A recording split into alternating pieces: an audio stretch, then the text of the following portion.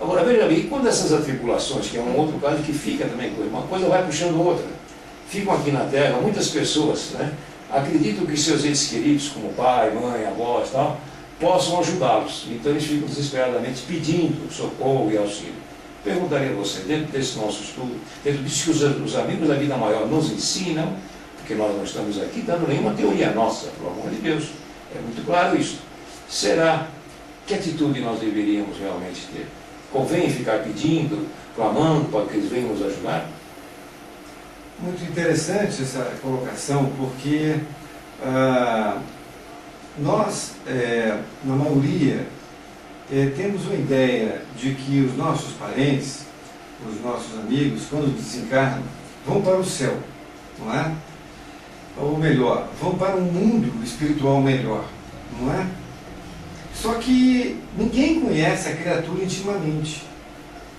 Ninguém sabe do seu passado, não é? Então, porque quando a pessoa desencarna, ela se depara diante de uma novidade,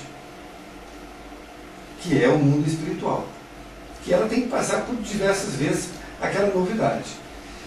Ela então se depara, por exemplo, o suicida se depara com a consciência de culpa, como você mesmo colocou, não é? Acrescentando aí o quê? Além da culpa, os problemas que o levaram àquele ato, né, de extermínio de sua própria vida. Outras criaturas demoram a descobrir que desencarnaram. Então ficam vadiando na rua. Por quê? Porque não tem um objetivo. Então, desencarnaram, elas vão para suas antigas casas, né? Começam a conversar com as pessoas, seus entes queridos, eles não respondem, então aí é que eles vão passar a perceber que já não estão mais vivos, não é? Então, quando nós estamos em tribulações, passando por nossas dificuldades normais aqui na Terra, nós tenhamos esse pensamento de que os nossos parentes, os nossos amigos, que já nos antecederam no mundo espiritual, nós não sabemos como eles estão. Então, é preciso que nós continuemos a orar por eles, porque nós não sabemos. Por mais que nós achamos que eles têm condições de nos ajudar, é preciso que nós oremos por eles e não peçamos a sua ajuda. Por quê? Porque caberá a Deus e aos espíritos superiores este papel. Então, quando nós estivermos numa situação difícil, precisando de uma luz, como você bem colocou, peçamos a Deus, ou peçamos aos bons espíritos, porque, de acordo com o Evangelho, todas as orações que são endereçadas a Deus, Deus as transfere para os seus executores, que são os bons espíritos. E todas as orações que são levadas também aos bons espíritos, de certa forma também chegam a Deus, não é isso? Então, que nós possamos ter isso como foco, que é orar para quem nós sabemos, temos certeza de que pode nos ajudar. É muito comum nós falarmos em obsessor. O que seria um obsessor? Seria normalmente uma pessoa desencarnada que está atrapalhando a vida de um encarnado. Não é isso? Então, normalmente, o obsessor é o espírito que está fora do corpo, né, que está atrapalhando a vida daquele que está ainda em corpo. Mas a obsessão pode ser o contrário. Já vimos muitos casos de filhas que perdem suas mães e elas estão tão ligadas às suas genitoras que depois ficam chamando as suas mães, mas não em forma de prece, em forma de lamento. E assim como a prece, o lamento também é uma energia. E ela vai então ficar ali, aquela mãe, sendo perturbada.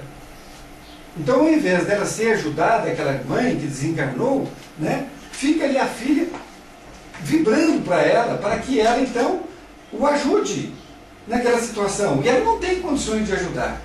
Esse é um caso assim mais drástico que a gente já tem visto oportunidade de ler, né? O quanto que uma pessoa também encarnada pode obsidiar uma desencarnada. Então, tenhamos esse pensamento de que nós temos que orar para Deus, para os espíritos superiores, e os nossos parentes, nós devemos orar por eles, porque nós, por melhores que eles sejam, que eles foram aqui na Terra conosco, nós não sabemos a condição com que eles se encontram.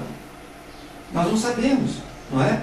Então, para isso é preciso que nós oremos para eles, ao invés de nós pedirmos que ele nos ajude. Se por acaso Deus ou os espíritos superiores, não é, verem que esses nossos parentes estão em condições de nos ajudar, eles vão dar essa incumbência. Por que não? Não é? Se eles estão em condição, os espíritos superiores vão fazer com que esses parentes nossos cheguem até nós. Tá certo? Muito bem. Dando continuidade, então, a essa prece aqui, quando nós queremos orar pelos nossos mortos, nós precisamos ir até o cemitério onde o seu corpo físico está enterrado, meu amigo Durante? Veja, os amigos espirituais são tão carinhosos conosco, né, nos dando a todos nós, as instruções, e mais uma vez nos chamam a atenção para que meditemos. Há espíritos lá no cemitério? Sem dúvida que há. Há aqueles que estão presos, agarrados ainda naquela aura do cemitério. Não é? Ele está então muito ligado às coisas materiais. E também os seus afins vão para aquele local achando que ali vão encontrá-lo, ele vai estar ali. Então cultuam o corpo como se for ainda o parente desencarnado. Agora, eles são atraídos, eles são chamados, eles comparecem? Sim, muitas vezes com muito esforço até. Vão àquele local num dia que todos estão ali lamentando, lastimando, porque são ideias completamente desconectadas, né? E eles dominam essa situação e vêm por amor àqueles que ali estão pedindo. Porém, só ali, você perguntou? Não, é evidentemente que não. E também não somente no dia de finados. Não, todos os dias são dias que nós podemos lembrar dos nossos entes queridos. A hora da nossa prece. Por que não? Não é? Temos sempre que estar agradecendo a eles. Temos que sempre estar pedindo perdão a eles, porque nós podíamos ter feito um pouco mais do que fizemos. Sempre isso vai existir. Com todos. Mentem aqueles que dizerem que não. Eu fiz tudo o que eu tinha que fazer pela mãezinha, mas podia ter feito um pouco mais. E assim sucessivamente. Então nós estamos ali, naquela hora da prece, pedindo a eles que nos perdoem. E também oferecendo o nosso perdão àqueles que também, ao irem, não viraram santo uma hora para outra. E quando estavam aqui na Terra, eram também pessoas como nós, também fizeram muitas coisas por nós, e nós levamos também a sério aquele momento. Enfim, é o momento de apagarmos todas essas arestas, quando temos ainda esse vínculo do amor. O ideal é quando Jesus dizia: aproveitai quando estás a caminho, aí na Terra, para um perdoar o outro. Verdade. Para acertar. Não depois fica muito mais difícil. Porque aí você vai, procura, você busca, mas a compreensão, graças a Deus, nos levará também a poder fazer isso. Então, não é somente lá, pode ser todos os dias. E com o tempo a gente deixa até de fazer isso, e o Espírito deixa de chegar até lá, né? Porque ele é lembrado todos os instantes. Ah, será que minha família está lembrando de mim? Deixa eu ir lá para ver se está ou não. Então veja em que estado está esse Espírito.